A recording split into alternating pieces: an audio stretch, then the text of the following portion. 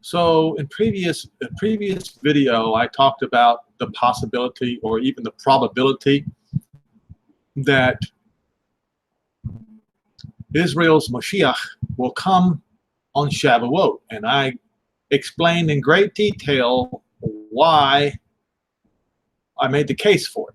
Okay, now am I saying it's absolutely 100% going to happen that way? No, I'm not saying that. What I'm saying is we should look, we should seek, we should find the truth, and we should adjust our beliefs accordingly. Now, I just was able to put together another piece of the large puzzle together with my Shavuot theory, and I will begin to get started on Isaiah 24. Isaiah 24. All right. This all has to do with, in case if you have not been watching my videos in the past, the peace deal of the century. Now, if you notice, folks, I don't remember, and I've been keeping up with all these little peace plans from previous presidents of the United States and others. But this is the first time it's actually been called a peace deal. Now, why am I making such a big deal about this? Well, there's some clues in Isaiah 24. Now, in Isaiah 24 is Jehovah's judgment upon the earth. And it describes the reason why this is happening. Now, as I have mentioned many times that I have quoted this particular scripture, I mentioned this verse 6. It says, therefore, has the curse devoured the earth? Wait a minute. Okay, let me go a little bit back a little bit. Change your order. Okay. In verse 5, the earth is defiled under the inhabitants thereof, because they have transgressed the laws, changed the ordinance, and broken the everlasting covenant. Now, the everlasting covenant is the new covenant. Well, the new covenant is not going to be given to Israel until the very end. So, who broke the new covenant? The Gentiles did. All right. Now, I'm going to go straight to, go back and forth between this particular chapter and what is written here in the Jerusalem Post. That was written about, what is it? Well, close to a week ago now, okay? There's something in here that has been bothering me a lot, and I have finally figured out where the treachery is. I have finally figured out where the treacherous part of the deal is, if this is the case. Now, remember, this was leaked. This was Israel Hayom. That is owned and operated by Sheldon Adelson. Now, those of you who might not know who Sheldon Adelson is, he's in the same business as Donald Trump. He is a supporter of Donald Trump's presidency, but he leaked the peace plan. But in his leak, he said, or his paper said, it is impossible to know if the details are genuine or perhaps a hoax. Now, others have come out and said every one of the other supposed leaks were all hoaxes, but this one is not. So let's examine this. And I will tell you I suspect that the peace plan of the century from the Trump administration might not even be formally released. And I will tell you why I'm thinking so. That I think this way. Right down here on the bottom of it. And I read this in several other versions of the leak. Should Israel refuse to sign this deal, the U.S. will end all financial support for the Jewish state. Should the Palestinians refuse to sign it, the U.S. will end all support for the Palestinian people and ensure no other country in the world would offer them funds. This is a snare. I figured it out. This is a snare to trap Israel. To trap Israel into doing what? To snare Israel into breaking the new covenant even before it's given to them. What am I talking about? Well, part of the new covenant is to restore all the lands in Joshua 1 verses 1 through 4. All right? Let's go look at the new covenant once again in Jeremiah 31.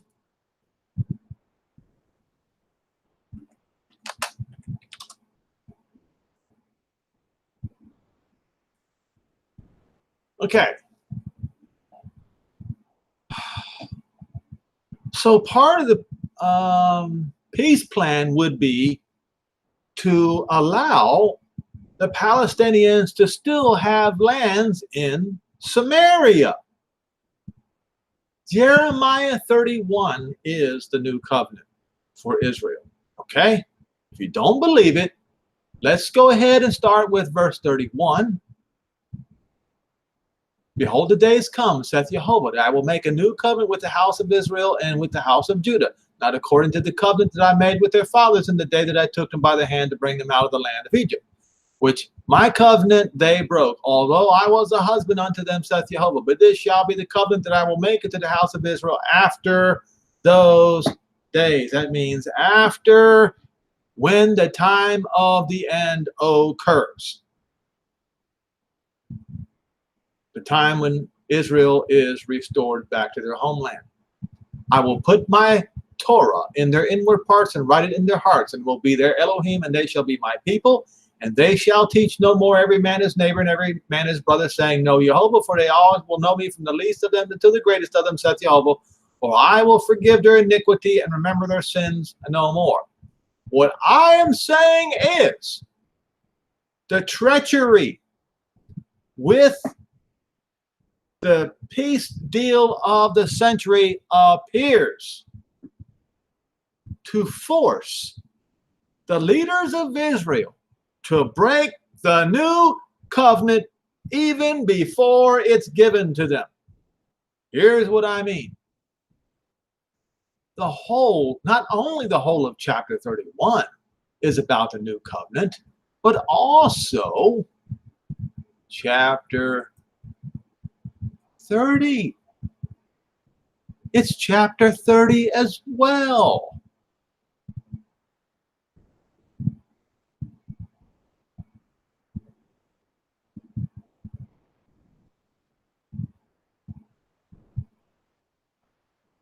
Okay.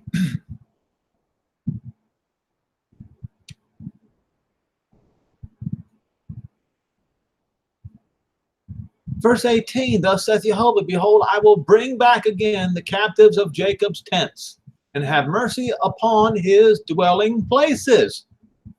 That includes Samaria. And the city shall be built on her own heap, that is, East Jerusalem. And the palace shall remain after that manner thereof. Okay? So we go back to Jeremiah 31.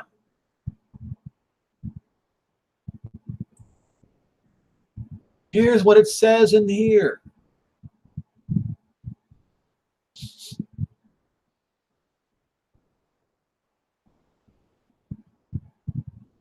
of Samaria. Where is it that I saw this?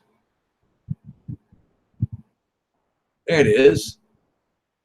You shall yet again plant vines upon the mountains of Samaria. That's Israel. Samaria, all of it, 100% of Samaria belongs to Israel.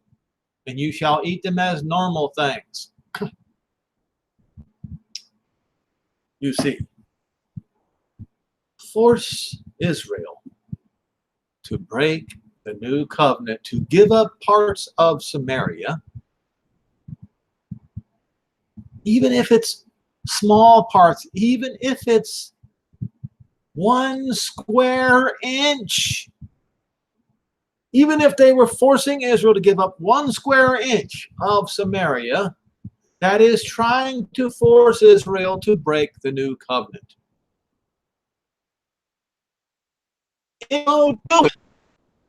The treacherous dealers have broken the new covenant.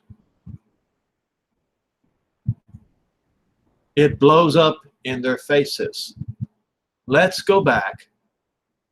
Let's see, make sure that I have covered everything.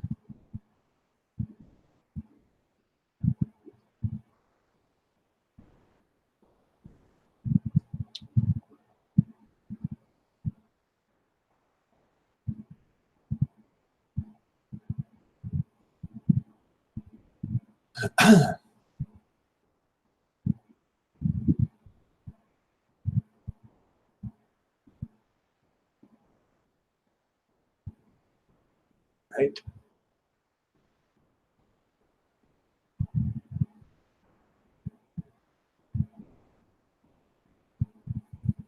All right. So let's go back now to Isaiah 24. Why is this happening to the Gentiles? Let's scroll down here.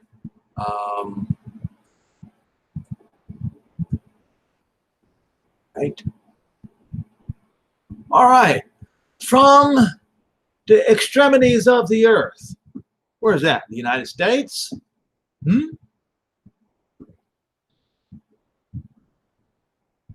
Have we heard songs? Beautiful, just, righteous. They say, not but I say, they say. Leanness and wasting. Leanness and wasting. Woe.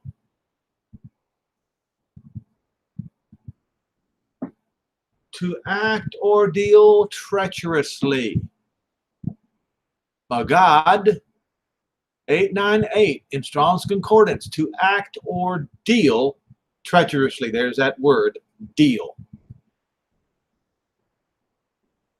Same. So we got 1, 2, 3.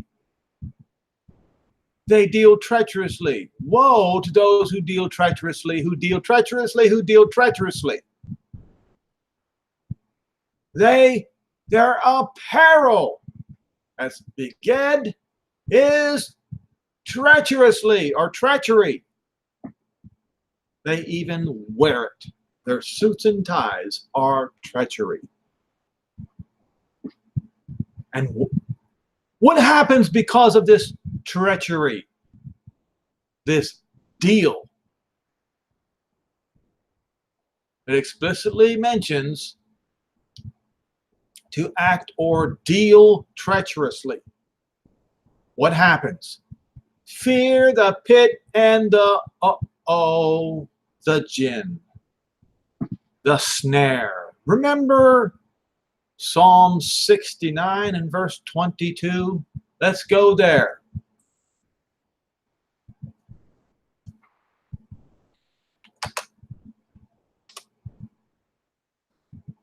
Verse 22.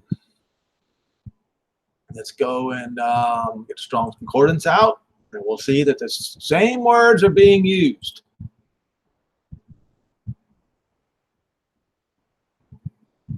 Let their table be a pach, a gin, a bird trap, a snare. facing or in their face.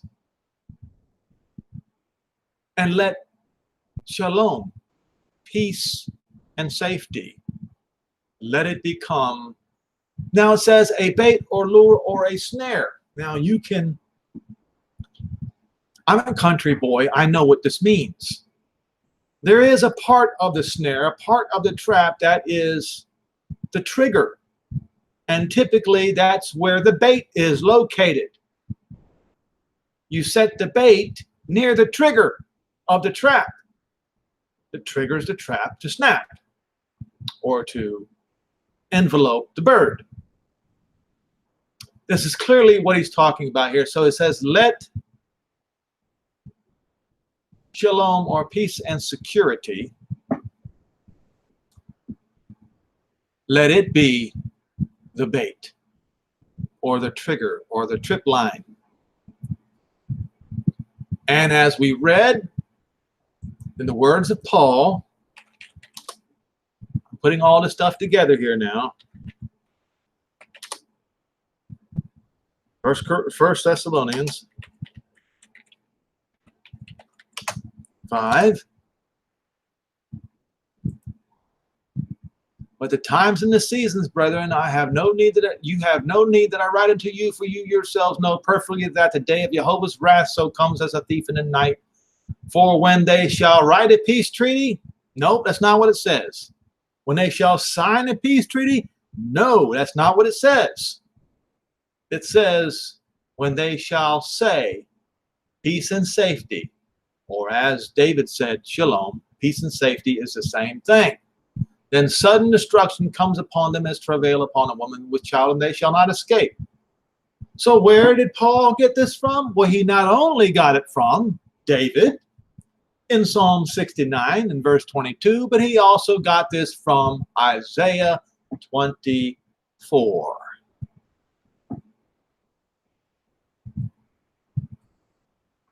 So their peace and safety deal is, according to Isaiah 24, verse 16, it is an act of treachery. It is a treacherous deal.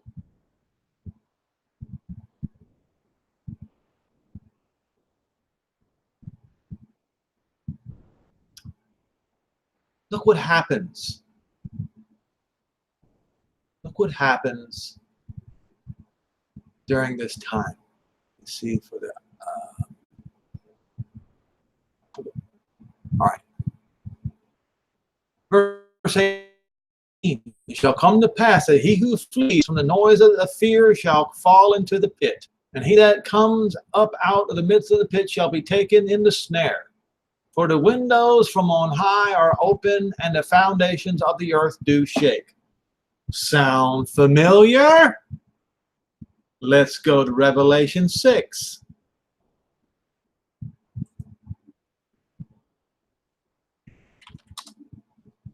Oh, here we go again.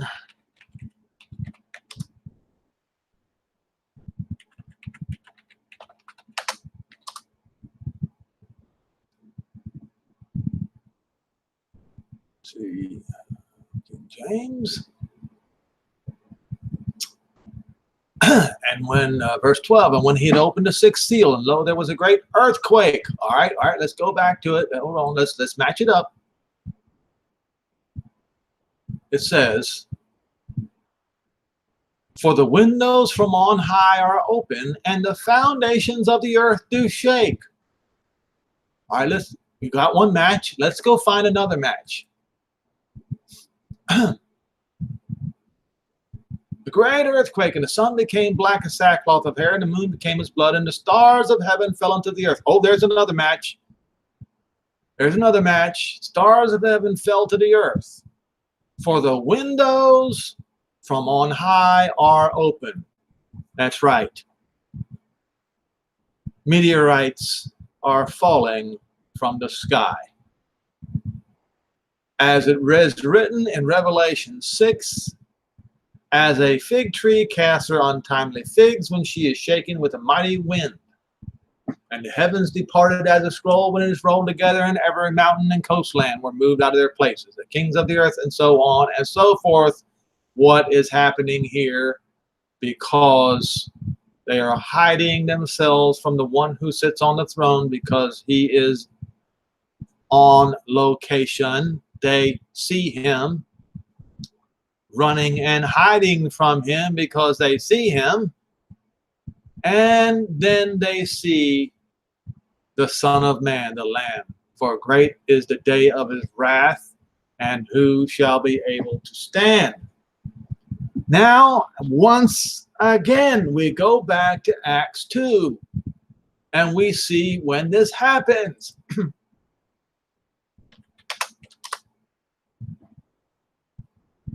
When is Pentecost? Shavuot. Verse 1. And when the day of Pentecost is fully come, they were all in one accord in one place. And suddenly there came a sound out of heaven as a rushing mighty wind, and it filled all the house where they were sitting. And there appeared unto them the cloven tongues, as a fire, and sat on each of them. And they were all filled with the Holy Spirit, and began to speak with other tongues as the Spirit gave them utterance. And there were dwelling at Jerusalem Jews, devout men, out of every nation under heaven. Now when this was noised abroad, the multitude came together, and they were confounded, because every man had heard them speak in his own language. And they all amazed and marveled, saying to one another, Look, are not those here who speak Galilean? And what about those? Oh, and we hear that all of them speak in our tongue when we were born. Look at the Parthians, the Medes, the Elamites, and the dwellers in Mesopotamia, Judea, Cappadocia, Pontus, Asia, Phrygia, Pamphylia, Egypt, Libya, Cyrene, strangers of Rome, and Jews and proselytes alike, Cretes and Arabians. We do hear them all speak in our own tongue the wonderful work of Jehovah. And they were all amazed, and some were in doubt, saying to one another, What does this mean? And others, mocking, said they were men are full of new wine. But Peter stands up, and he says something that he may or may not have known was a prediction of something to happen nearly 2,000 years later. Peter, standing up with the 11, lifted up his voice and saying unto them, You men of Judea, and all that dwell in Jerusalem, be it known unto you, and listen to my words, for you are not drunk as you suppose, seeing this is but the third hour of the day. But this is that which was spoken of by the prophet Joel. And then he goes on to read Joel 2, the bottom portion, word for word. And when did it happen? On Shavuot. Shall come to pass in the last days, says Jehovah, I will pour out my spirit upon all flesh, and your sons and your daughters shall prophesy, and your young men shall see visions, and your old men shall see dreams. And on my servants and on my handmaids will I pour out in those days my spirit, and they shall prophesy. And I will show wonders in heaven above, the signs in the earth beneath, blood, fire, and pillars of smoke. The sun shall be turned into darkness, and the moon into blood, before the great and terrible day of the Jehovah come. And it shall come to pass that whosoever shall call upon the name of Jehovah, as it is written in Joel 2, not the Lord, Jehovah, they shall be saved. So what he is saying here is the time of the sun into darkness and the moon into blood, right here in Revelation 6. In Revelation 6 is the same thing. It's the same event. Right here. There was a great earthquake. The sun became black as sackcloth of hair, and the moon became as blood, and the stars of heaven fell into the earth as a fig tree casts her untimely figs when she is shaken with a mighty wind. The heavens departed as a scroll when it's rolled together, and every mountain and coastland were moved out of their place, and the kings of the earth and the rich men and all this, they all were saying, Hide us from the face of the one who sits on the throne and from the land, because great is the day of his wrath, for the great day of his wrath is come. Therefore,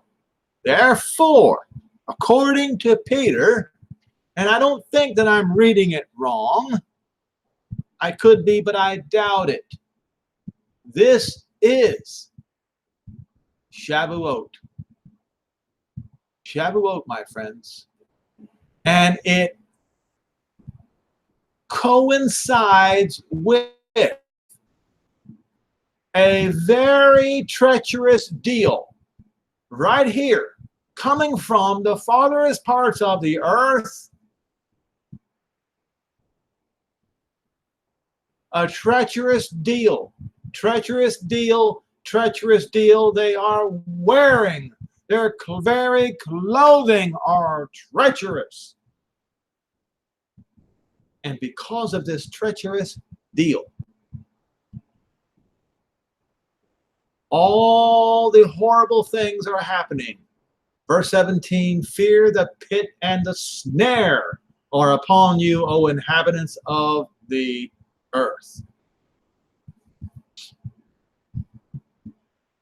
So once again, I have pointed out, you can go look it up. Let's see.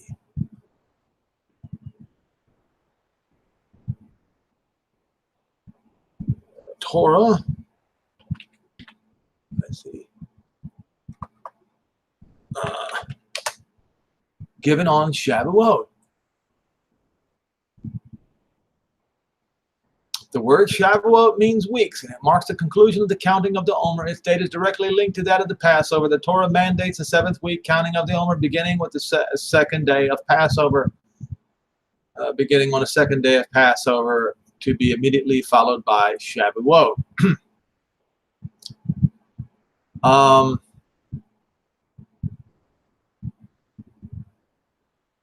Right here, in Jewish tradition, the holiday of Shavuot is said to commemorate the giving of the Torah at Sinai. Okay?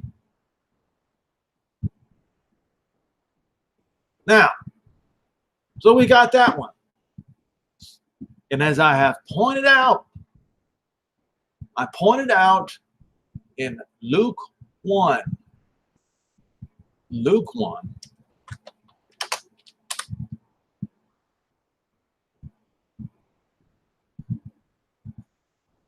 that verse 26, in the 6th month, the angel Gabriel was sent from Jehovah unto the city of Galilee named Nazareth. That is, in the 6th month is when Miriam conceived.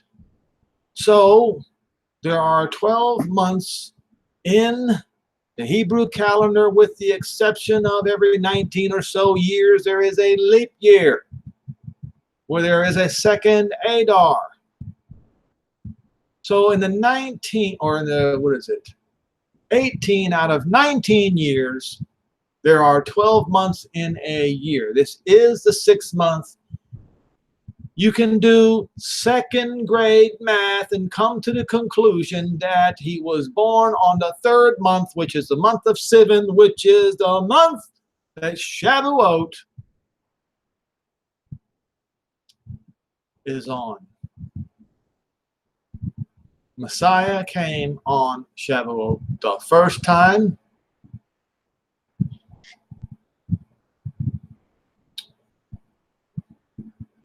The Holy Spirit came on Shavuot. Israel got Jerusalem back on June 11, 1967 on Shavuot.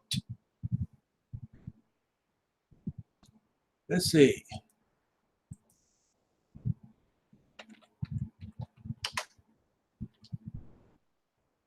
If you're going to count it correctly, which sometimes they don't, but if you count it correctly, you will find that right here it says, let's see, remembering Shavuot 1967. Some people claim it's on June the 15th, but if you go and do your math, you will see clearly that it was on June the 11th. That was Shavuot. All right. And now,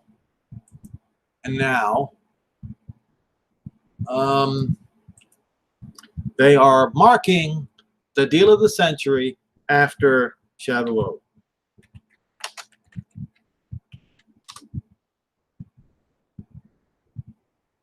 All right, the deal of the century.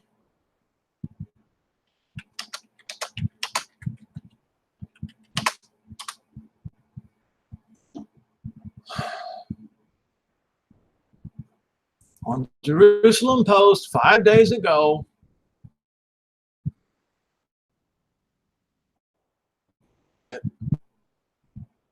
U.S. President Donald Trump's Middle East peace, popularly as the deal of the century, won't be released until at least after Ramadan, the formation of Israel's government, and the holiday of Shavuot, which ends on June 10, U.S. Special Envoy Jason Greenblatt said to Fox News. It appears, and we won't know for certain until we see it, but Sheldon Adelson leaked it for us. He did.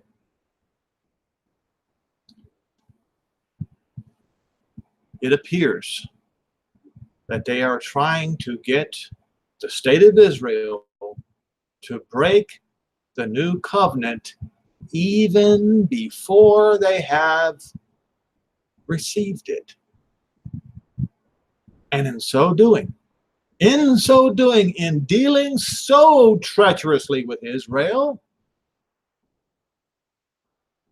the Gentiles, as they have done so many times, so many generations before, have done it again. They have dealt treacherously with Israel, and for that reason is the entirety of Isaiah 24 going to fall upon the Gentiles. And one final note here, or maybe not a final note, but right here in the last verse, the moon shall be confounded and the sun ashamed. That's the time when the sun is blocked out and the moon turned to blood. When Jehovah of hosts shall reign in Mount Zion and in Jerusalem before his ancients gloriously. There is your marker, folks. We appear to have Shavuot as a marker. We appear to have a peace deal as a marker coming up right around Shavuot this year. Only mere months after the cloud was seen at the Temple Mount on Hoshana Rabbah, the last day of Sukkot. Am I saying this Shavuot is the one? I don't know the answer to it. However, there is something that the Messiah said.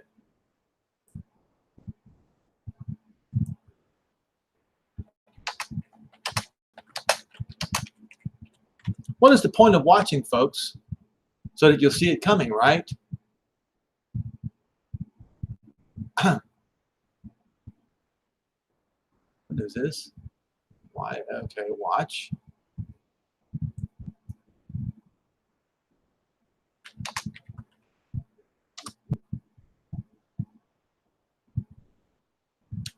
Let's go to Mark 13:37.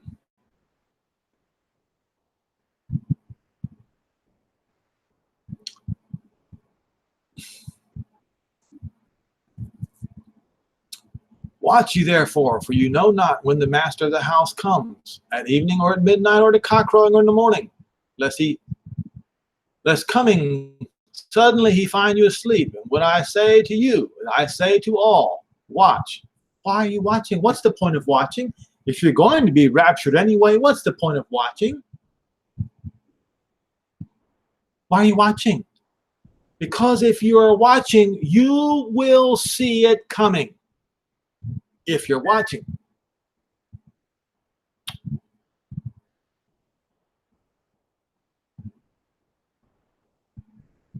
Let's see if I can find it in Matthew 24 and Luke 12. See if I can, yes.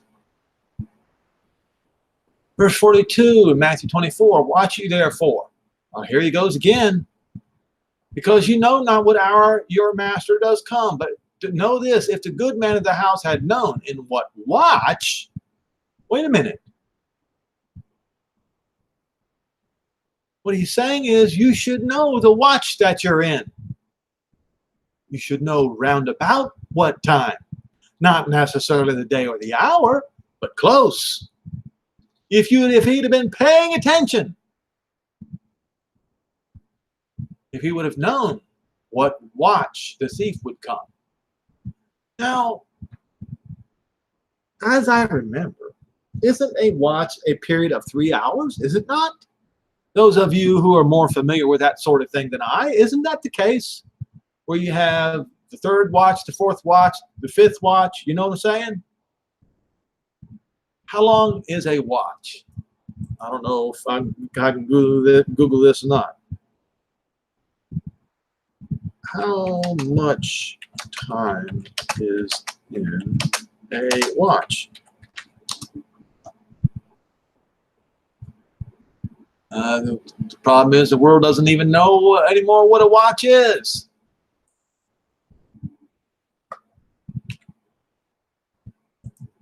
Is how many hours?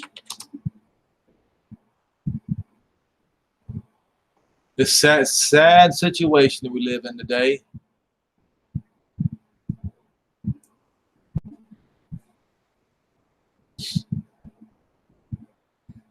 Third watch.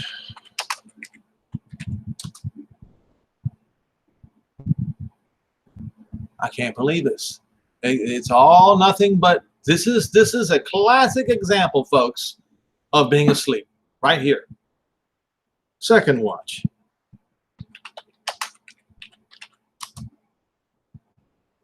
Hold on, let me get rid of this.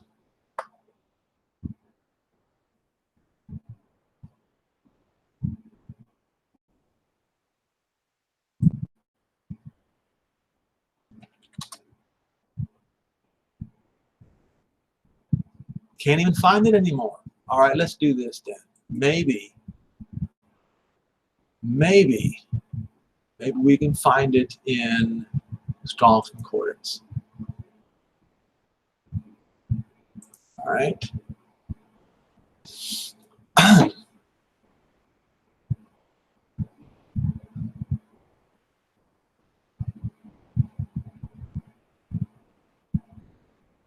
Good man in the house would have known what watch. So the word in Greek is phulake.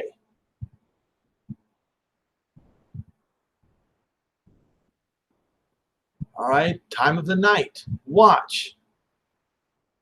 Okay.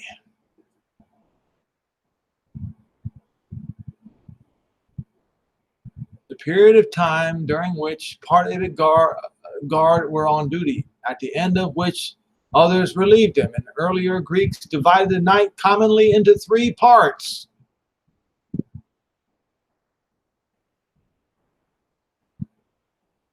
So previously to the exile, the Israelites also had 3 watches in a night.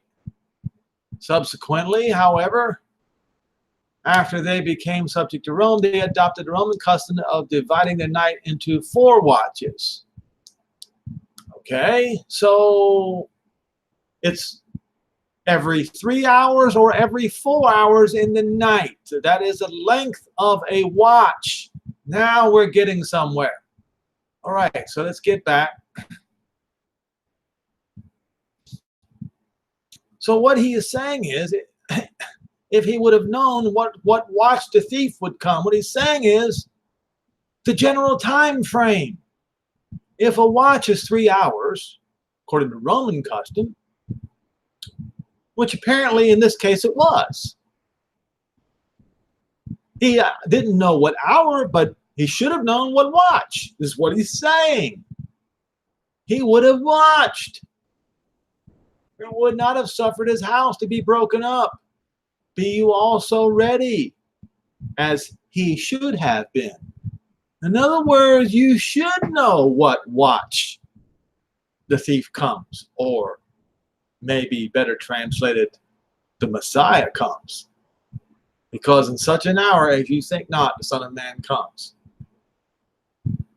But wait, we have the words of Isaiah 24. We have a treacherous deal. We have Psalm 69 saying it is a peace deal, a peace and safety deal. Amazing, isn't it? We have Paul saying in 1 Thessalonians, not when they sign a peace treaty. No, it's only when they shall say peace and safety. We have written back in Psalm 69,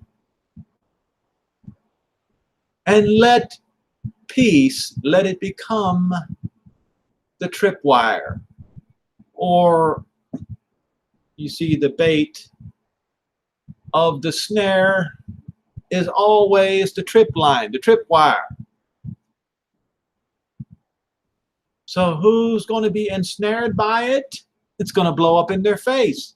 They're trying to get Israel. They're trying to get Israel to break the new covenant. And what they are doing in this generation, they are breaking the new covenant themselves, and therefore they will deprive themselves of the new covenant and bring Isaiah 24 upon the whole earth. Now,